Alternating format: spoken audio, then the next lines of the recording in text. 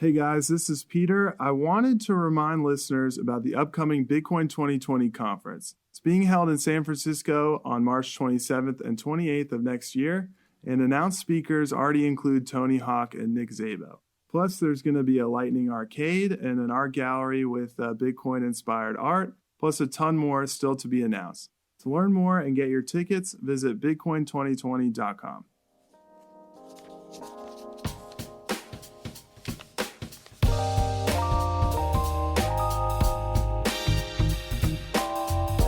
Thanks for tuning in to this episode of Weekly Bits, the podcast where Bitcoin Magazine's staff breaks down and analyzes the biggest stories getting published on our website. Today I'm joined by Cassie Clifton, host of the What's Halvening podcast, sometimes contributor to Bitcoin Magazine, and all-around Bitcoin mining aficionado. Thanks for joining me today, Cassie. Yeah, thanks so much for having me. While I have you here in the studio for this episode, I wanted to ask about Bitcoin Magazine's latest cover story. For listeners who haven't seen it yet, it was written by Jesse Wilms, and the headline is Bitcoin Mining in North America, a New Gold Rush in the New World.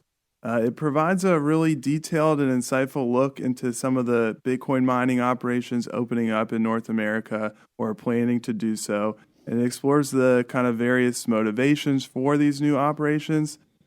So Cassie, to just jump into it, I personally was really surprised to see this many major Bitcoin mining operations opening up or preparing to open up in the US and Canada. But as someone who watches the space, more closely than I do, I was wondering if you felt that same kind of like surprise, or is this kind of like a well-known trend? Yeah, no, that's a good question. In some cases, I would say a little bit of both. Largely not too surprised. I would say mostly surprised at the fact of like how quickly some of these operations are opening up and how many that there are opening up. For the most part, though, I think like Bitcoin mining has long been something that's been gaining traction, right? And I think that for the most part, people tend to be more comfortable operating in environments that they're already familiar with, right? So people who might have the background in the contracting or subcontracting and supply chain within the United States probably don't feel as comfortable going into somewhere in Asia to set up those operations. So in that sense, it makes a lot of sense for them to like set up shop in their own backyard. Bitmain was a little bit more surprising for me. I think the overall trend of them moving here and getting a little bit more like geopolitical, like more of a geopolitical hedge against the uncertainty in China definitely makes a lot of sense. I didn't realize like how quickly that they would be setting up shop. I know I had heard that they'd been looking around, but I think it's pretty exciting to see that they've come here.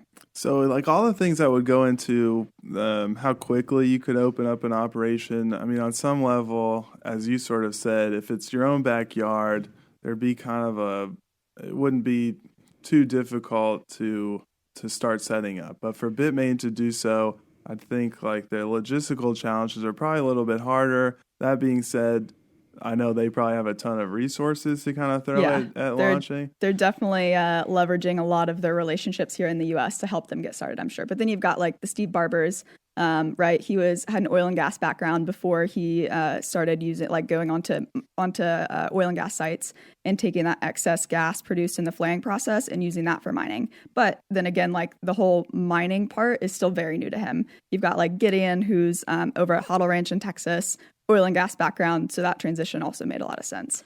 Yeah, and that kind of leads me into the next question I wanted to ask. So, reading through the article, I was not too surprised to see that a main motivation behind a lot of the new operations, they're setting up places where they can find renewable energy sources or cooler climates, places with hydroelectric power. But then, as you say, there's, especially here in the U.S., there's kind of this oil and gas angle that maybe isn't as prevalent in other parts of the world. Yeah, I would say, I mean, obviously oil and gas is very specific to the like geographic territory that you're dealing with. China, at least per my knowledge, is not super big on oil and gas like exploration and having that being like one of their larger natural resources. So obviously like they've turned more so to coal, although they are like really ramping up renewable sources of power in the next decade or so, which is really exciting. But I mean, overall, I would differentiate in a couple of areas. I think reliable sources of energy are probably first and foremost the most important. Going to places like Africa is a little bit daunting, knowing that like the lack of grid and power stability there is just something that you won't get in comparison to the US or China. But then you also have to think about, like you mentioned, the cost of power. So it's really interesting to think about, like in the US, there are some places in the US, like Washington, for example, when you get below 5 cents, you're like operating at the bottom 10% of the cost of power in the world, which is really, really wild to think about. So when you can get using also renewable resources, you can drive that cost of power down even more, that cost of electricity down even more to, let's say, like sub 2 cents per kilowatt hour, or even like 4 cents per kilowatt hour is really outstanding. You're seeing the largest variable costs in your operation at large diminish significantly. So that's going to make sure that they can stay online during the next halvening. In the last halvening, we saw about a third of the miners go offline. So making sure that you have a low cost of power is really, really important to stay online in the next one. And you're saying that kind of level of cost is achievable in like Washington State, for instance? In Washington State, in some parts in Canada, definitely in Texas. It all depends on how you've set up your operation, whether or not you have a power purchase agreement, or whether or not you're like building your own substations out and not having to go through the power company. So I think in addition to power, reliability, and costs, the other kind of big factor for these operations would be the regulatory climate. You don't want to invest a lot, set up shop somewhere, and then have problems with potential regulators. What do you make of kind of that climate in North America and Canada and the U.S.? Yeah, overall, I would say the U.S. is very unclear. I think there's maybe one city in New York that has forbid mining operations from existing. Aside from that, there really hasn't been any clarity afforded to us.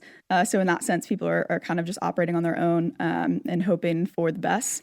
But in Canada, since there definitely has been. I mean, I did a little research because I wanted to make sure I had the dates right. So March 2018, they basically said they're not interested in providing cheap electricity to crypto miners unless they're doing something in return. So they want them to generate some sort of economic value for the country at large, which makes a lot of sense.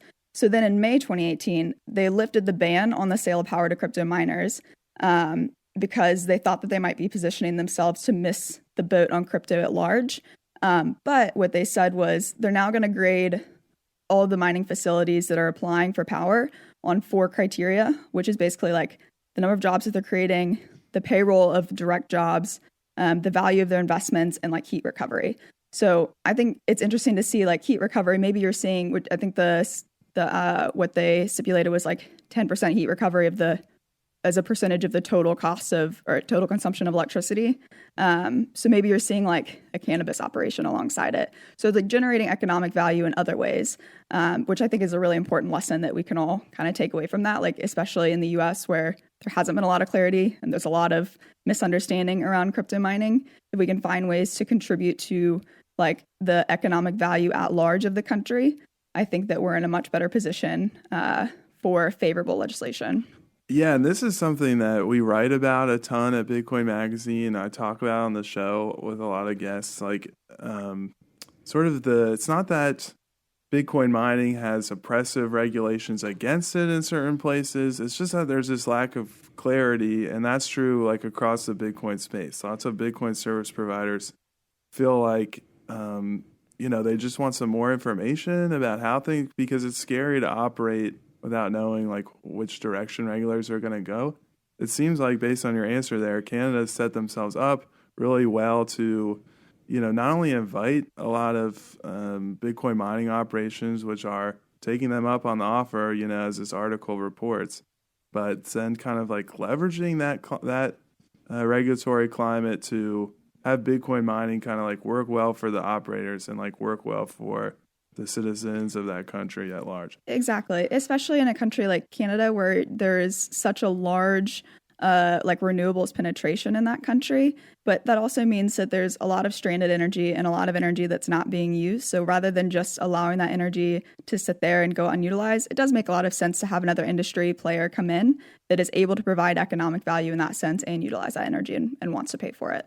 I think it's just this is my personal opinion now, but I just think that's a great example of like, that makes me pretty excited for the space to see that sort of example set. And, I would encourage other regulators to think about it that way. I don't think Bitcoiners are saying like carte blanche. We don't want any rules at all. I think they want clarity and for regulators to seem like they understand, what Bitcoiners and Bitcoin operations are doing and how that can kind of, help everybody, I suppose. Yeah, no, absolutely. I agree with that point. Definitely want some clarity there, and that's evidenced by, the handful of Bitcoiners that have sat in on some congressional and Senate hearings.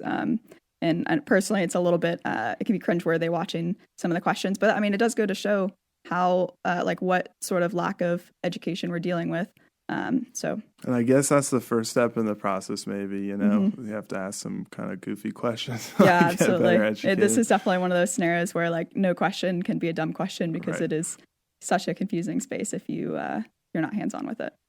So I think the kind of the elephant in the room, it's probably directly mentioned a couple times in the article, but anytime we write about Bitcoin mining, a big factor is China. And I say that because the main Bitcoin mining manufacturing companies are set up there, and the bulk, I think it's still the bulk of Bitcoin mining is conducted in China.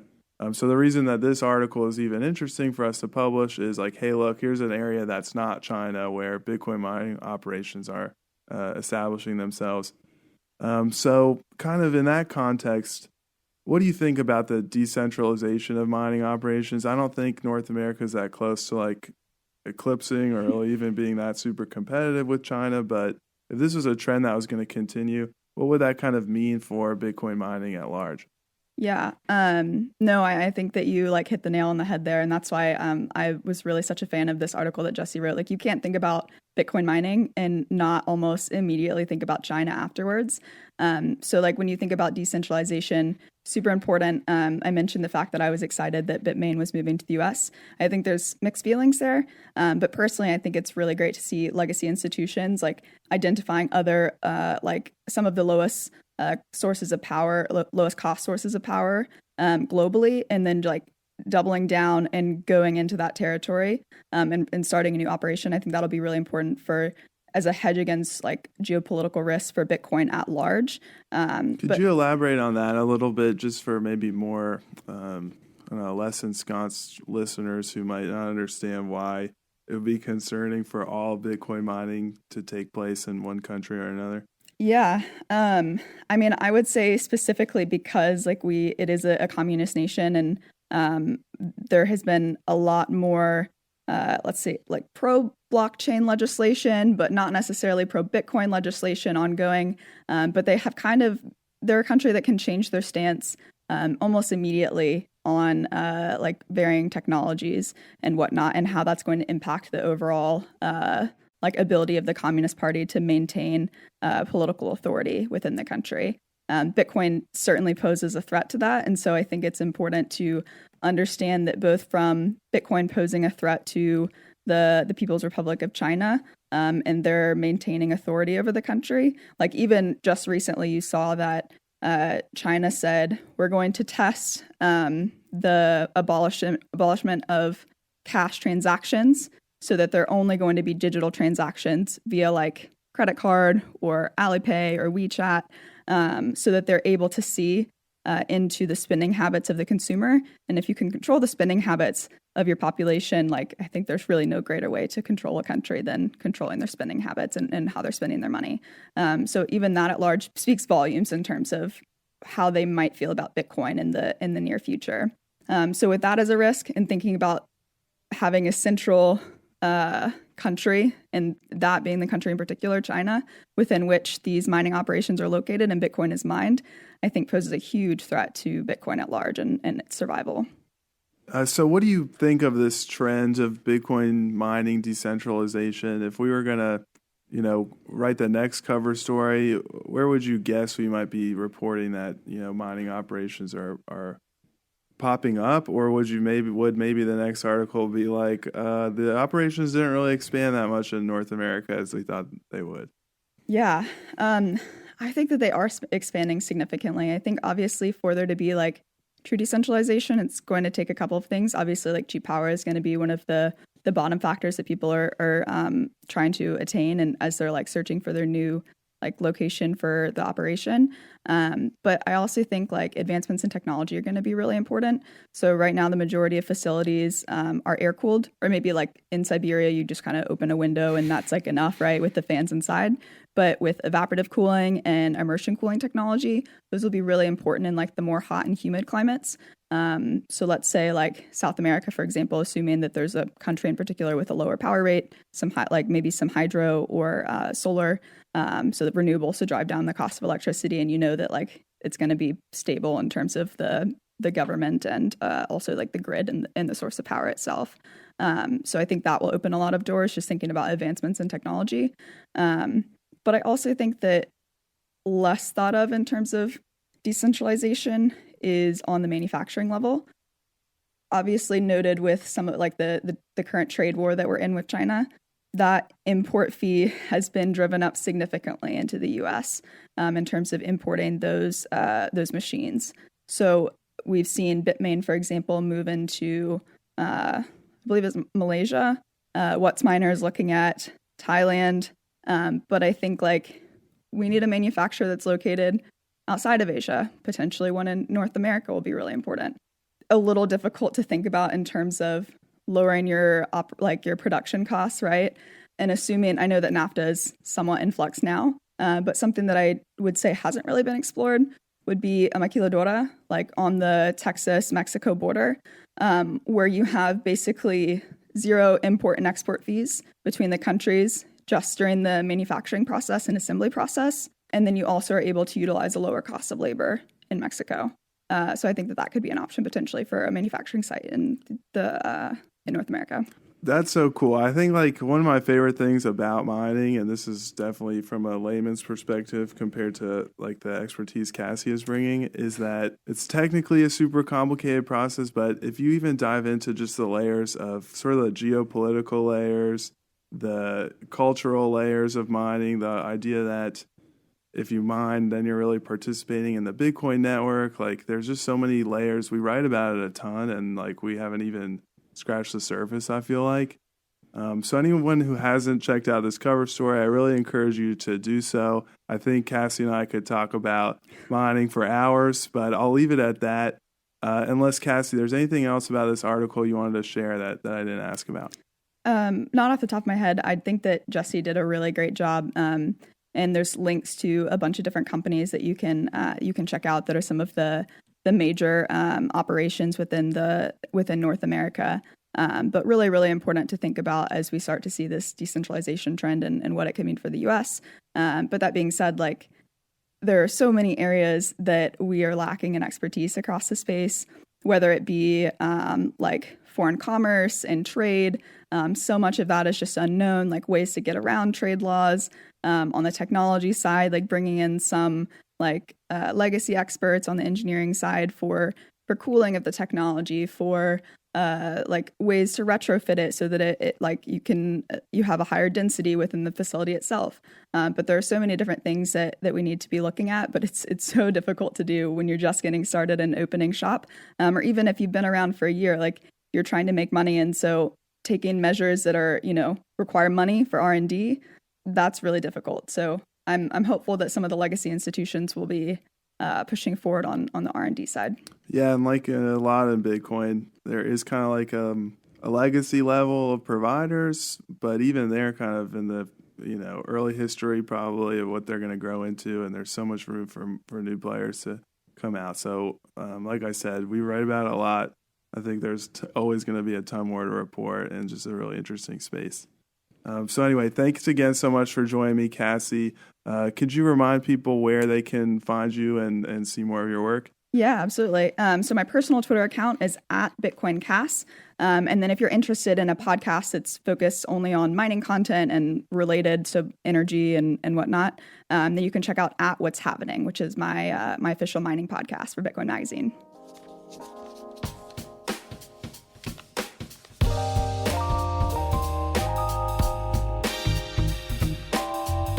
The Bitcoin Magazine Weekly Bits podcast is a BTC Media produced podcast on the Let's Talk Bitcoin network. Thanks again to my guest, Cassie Clifton. Her podcast, What's Halvening, comes out every Tuesday, and you can find it on iTunes or Spotify. This episode was produced and edited by Graham Peterson and David Hollerith. If you're interested in reading the story we discussed or others like it, check out our homepage at bitcoinmagazine.com and make sure to follow us on Twitter at Bitcoin Magazine to keep up with all the latest. You can find more engaging podcasts over at letstalkbitcoin.com, and you can follow them on Twitter at the LTB Network for all the latest episodes. Be sure to subscribe to the show on the Apple Podcast app, Spotify, or wherever else you get your podcasts. If you enjoy the show, please take a second to give us a rating and review. Thanks for tuning in. We'll see you next time.